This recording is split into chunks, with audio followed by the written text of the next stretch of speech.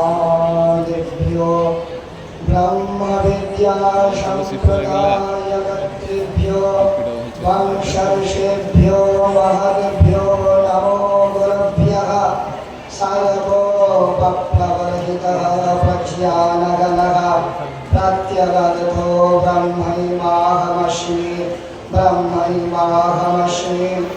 नारायणं पद्मभवं वसिष्ठं शक्तिं च तत्पुत्रपराशरं च व्यासं शुकं गौडपदं महन्तं गोविन्दयोगेन्द्रमथास्य शिष्यं श्रीशङ्कराचार्यमथास्य पद्मपादं च हस्तामलकं च शिष्यं तमतोटकं मारुतिकपालमन्या नश्मद्गुरुर्शन्तकवानतोऽस्मि श्रुतिस्मृतिपुराणानामालयं करुणालयं नमामि भगवत्पादं शङ्करं लोकशङ्करं शङ्कराचार्यं केशवं बादरायणं श्रोत्रभाष्यकृतौ वन्दे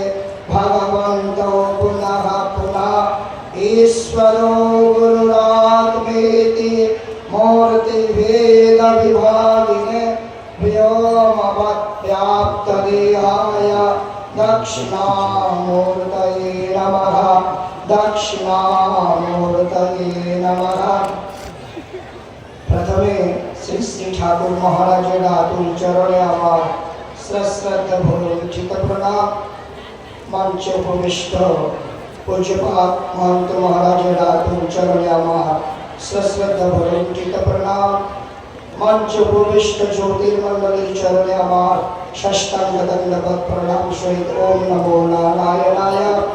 उपस्थित प्रवाजिका सन्यासिनी मायेर चरणे आमार षष्ठांग दंडवत प्रणाम ओम नमो नारायणाय।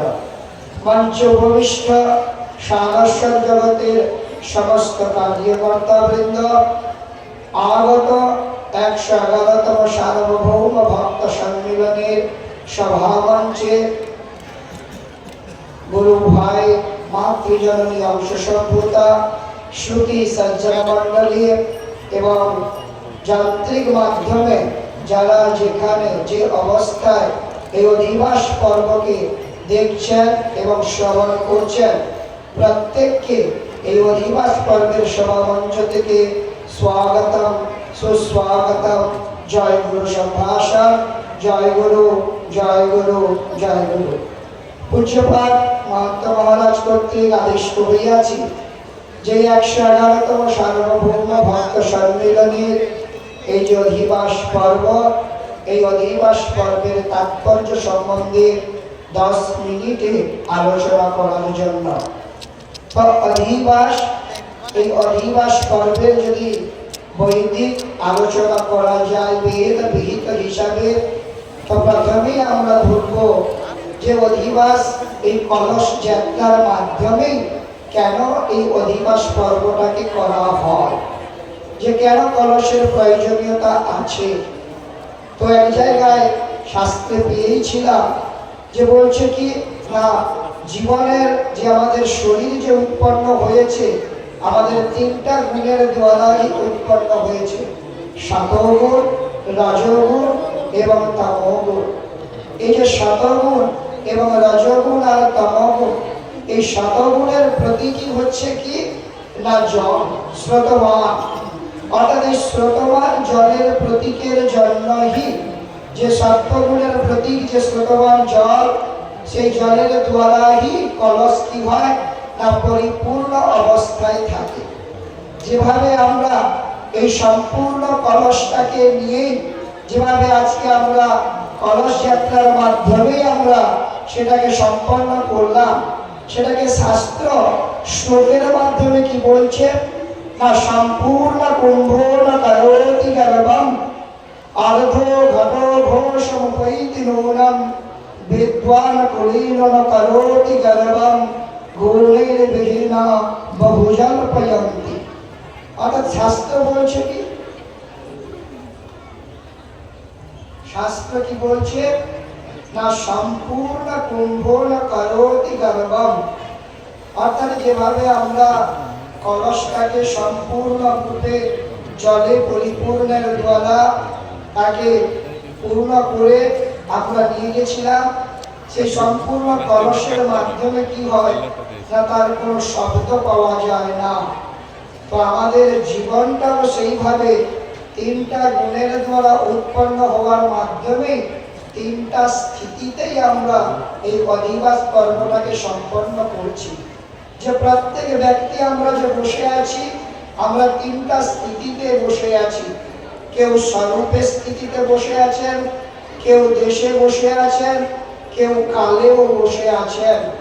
কিন্তু এই স্বরূপের স্থিতিটায় বসে থাকার জন্যই যে শ্রোতমান কলসের মতো আদিগুরু শঙ্করাচার্য বলছেন কি না চলেই বেতি চলেই বেতি চলেই বেতি প্রচলহা নিরন্তরম।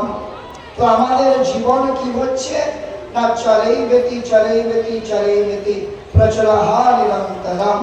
যে আমাদের জীবন হচ্ছে গতীয়মান, যে জীবন যদি আমাদের গতীয়মান স্রোতমান জলের মতোই যদি হয়, তাহলে শাস্ত্রকার একটা কথাই বলছে যে গতীয়মান জীবনে কিভাবে গতিটা আমাদের হওয়া দরকার। তো বলছে কি না আরাম করনা হ্যায় তো আরাম করো, বলছে কি না आराम करना है तो आराम जी भर के करो, मगर कहाँ करना है ना दो कदम चल के ही करना।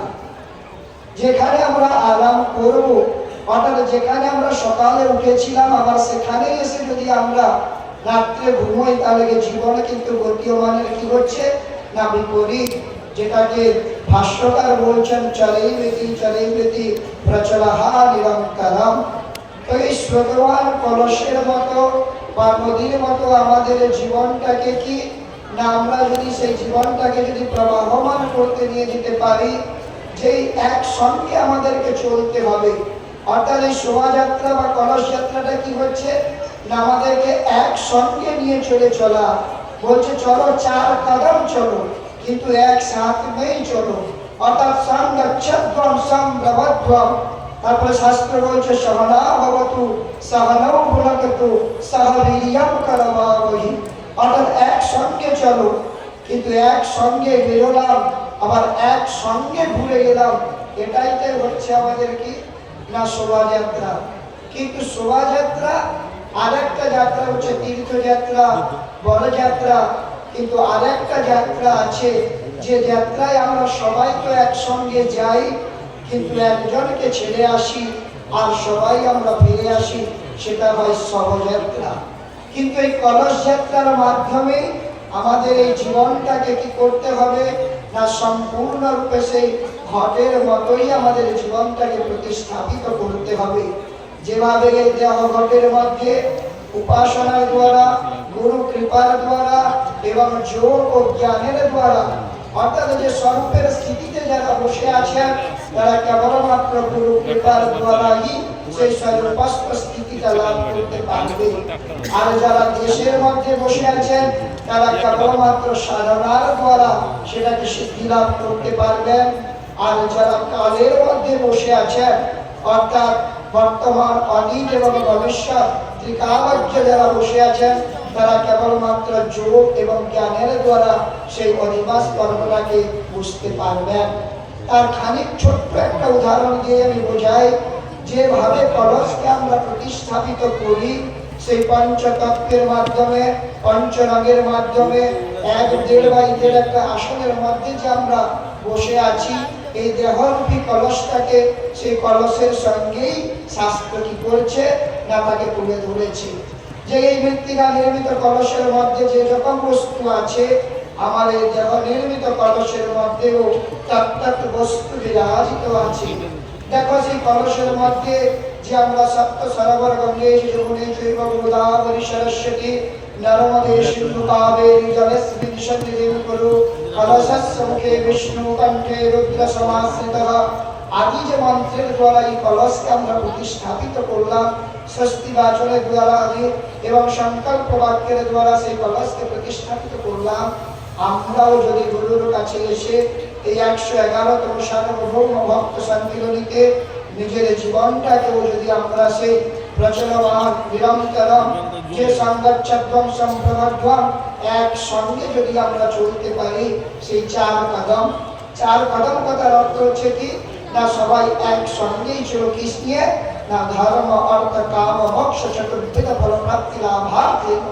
অর্থাৎ জীবনের 4টা ফলকে যদি আমরা প্রাপ্ত করতে পারি, কেবলমাত্র এই অধিবাস পর্বের মাধ্যমে নিজের জীবনকে উৎসর্গ করে আমরা প্রাপ্ত করতে পারবো। মহারাজ বলে দেখছেন সময় আমার অতিবাহিত হচ্ছে, তাই আমার বাণীকে আমি এখানেই বিরাম দিচ্ছি। সর্বে ভবন্তু সুখিনঃ, সর্বে সন্তু নিরাময়া, সর্বে ভদ্রাণি পশ্যন্তু, মা কশ্চিৎ দুঃখভাগ্ ভবেৎ। ওম শান্তি শান্তি শান্তি। জয় গুরু জয় গুরু জয় গুরু।